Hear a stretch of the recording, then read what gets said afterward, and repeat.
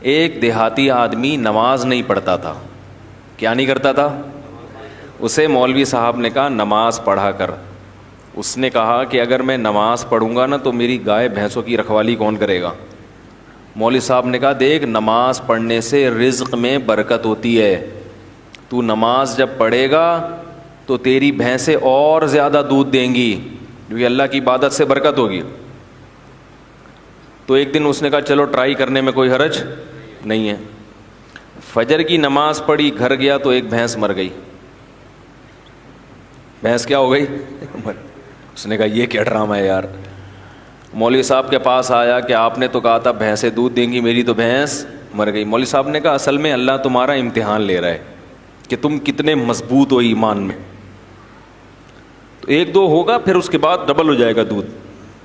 اس نے کہا چلو ٹھیک ہے. ظہر میں آیا, گیا, دوسری مر گئی. پھر امام صاحب کے پاس آیا. امام صاحب نے کہا ابھی امتحان کی کچھ کڑیاں کیا ہیں, سخت کڑیاں ہیں اور یہ ابھی کچھ گھڑیاں باقی ہیں امتحان کی.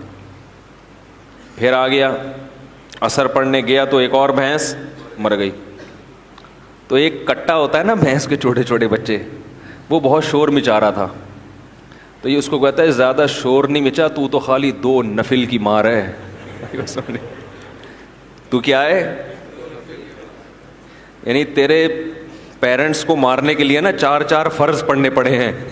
وہ بڑے بڑے بھینسے تھے, تو اتنا سا ہے 2 نفل پڑھوں گا اور مر جائے گا. وہ کیوں نماز پڑھ رہا تھا؟ دانت میں کچھ پھنسا ہوا ہے. اس کے ذہن میں یہ بات بیٹھ گئی تھی کہ بھائی عبادت کرنے سے رزق میں برکت ہوگی. حالانکہ وہ یقیناً برکت ہوتی ہے, مگر عبادت رزق میں برکت کے لیے نہیں کی جاتی. وہ تو کرنی ہے, بھینس مرے یا زندہ رہے, فجر بھی پڑھنی ہے, ظہر بھی پڑھنی ہے, عصر بھی پڑھنی ہے, مغرب بھی پڑھنی ہے اور عشاء بھی پڑھنی ہے. کیوں؟ اس لیے نہیں کہ رزق میں برکت ہو. ہم نماز اس لیے تھوڑی پڑھتے ہیں, اس لیے کہ جو کھلا رہا ہے پالیسی بھی اسی کی چلے گی. وہ جب کھلا رہا ہے اور نعمتیں دے رہا ہے تو جب عبادت کے لیے بلائے گا ہمیں اور آپ کو جانا پڑے گا, چاہے ہمارا فائدہ ہو یا ہمارا